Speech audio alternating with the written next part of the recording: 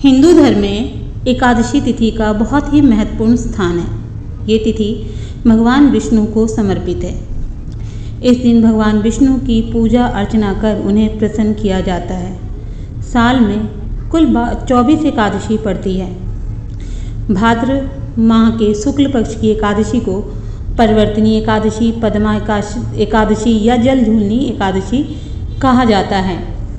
ऐसी पुराणों के अनुसार ऐसी मान्यता है कि भगवान विष्णु देवशयनी एकादशी से योग निद्रा में चले जाते हैं और भाद्रपद शुक्ल पक्ष की एकादशी के दिन वे अपनी शेष शैया पर करवट बदलते हैं। पद्म पुराण के अनुसार इस दिन भगवान विष्णु करवट बदलने के समय प्रसन्न मुद्रा में रहते हैं। इस अवधि में भक्ति भाव एवं विनय पूर्वक उनसे जो कुछ भी मांगा जाता है वो भक्त को अवश्य देते हैं। इसे जल झूलनी एकादशी इसलिए कहा जाता है क्योंकि इस दिन माता यशोदा श्री कृष्ण जी के वस्त्र धोने के लिए जलाशय पे गई थी। इस कारण इसे जल झूलनी एकादशी कहा जाता है। इस दिन भगवान विष्णु की प्रतिमा या शालिग्राम को पालकी में बिठाकर ढोल नगारों के साथ उनकी पूजा की जाती है और शोभा यात्रा निकाली जाती है। ऐसी मान्यता है कि परिवर्तनी एकादशी व्रत करने से सभी पाप नष्ट हो जाते हैं और भक्त को वाजपेयी यज्ञ का फल मिलता है। इस दिन भगवान विष्णु के 52 रूप की पूजा की जाती है और ऐसा माना जाता है कि इस पूजा से त्रिदेवों की पूजा के समान फल मिलता है। परिवर्तनी एकादशी की व्रत कथा इस प्रकार है। भगवान श्री कृष्ण ने युधिष्ठिर को परिवर्तनी एकादशी की कथा सुनाते हुए कहा कि त्रेता युग में बलि नामक एक असुर था, लेकिन वह अत्यंत दानी, सत्यवादी और पूजा अर्चना करने वाला व्यक्ति था और सदैव अच्छे कर्मों में लगा रहता था। अपने भक्ति भाव से राजा बलि ने स्वर्ग में देवराज इंद्र के स्थान पे राज करना शुरू कर दिया, जिससे देवराज इंद्र और बाकी सभी देवता भयभीत हो गए और अपने राज्य और अधिकारों की सुरक्षा के लिए वो भगवान विष्णु के पास गए। देवताओं ने भगवान विष्णु से कहा कि वो उनकी रक्षा करे, उनकी सहायता करे। तब भगवान विष्णु ने देवताओं की रक्षा करने का उन्हें वचन दिया। इसके बाद श्री कृष्ण कहते हैं कि मैंने 52 रूप धारण किया और एक ब्राह्मण बालक के रूप में राजा बलि के द्वार पर भिक्षा मांगने पहुंचा।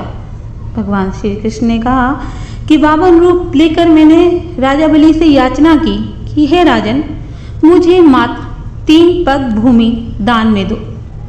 इसे सुनकर राजा बलि के अभिमान को चोट पहुंची और उसने कहा कि तुम मुझसे 3 पग भूमि ही क्यों मांगते हो? हे ब्राह्मण, तुम जो चाहो मांग सकते हो। पर 52 रूप में भगवान विष्णु ने कहा कि मुझे सिर्फ तुमसे 3 पग भूमि ही चाहिए। राजा बलि क्योंकि वचनबद्ध थे, उन्होंने प्रार्थना स्वीकार कर ली। शुक्राचार्य जो कि देवताओं के गुरु थे, उन्होंने राजा बलि को सावधान भी किया कि ये देवताओं की कोई योजना हो सकती है, परंतु राजा बलि सत्यवादी थे और वचन दे चुके थे, तो अपने वचन से पीछे नहीं हटे और भूमि दान करने के लिए तैयार हो गए। भगवान विष्णु ने 52 रूप में राजा बलि के वचन लेने के बाद अपना विराट रूप धारण किया और एक पांव से पृथ्वी, दूसरे पांव की एड़ी से स्वर्ग और पंजों से ब्रह्मलोक को नाप लिया। अब तीसरा पांव रखने के लिए कहीं भी स्थान ना था। राजा बलि को बहुत खेद हुआ कि मैं अपने वचन को पूरा नहीं कर पाऊंगा।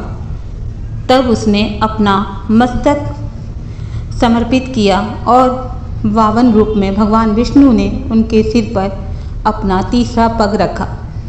राजा बलि की वचनबद्धता को देखकर और ये आशंका होने पर भी कि ये कोई उनके विरुद्ध योजना हो सकती है, ऐसा ज्ञात होने पर भी उन्होंने अपने वचन को निभाया, अपने वचन से पीछे नहीं हटे। उनकी इस सत्य धर्मिता को देखकर भगवान विष्णु अत्यंत प्रसन्न हुए और उन्हें पाताल लोक का स्वामी बना दिया। जय हरि विष्णु। ओम नमो भगवते वासुदेवाय।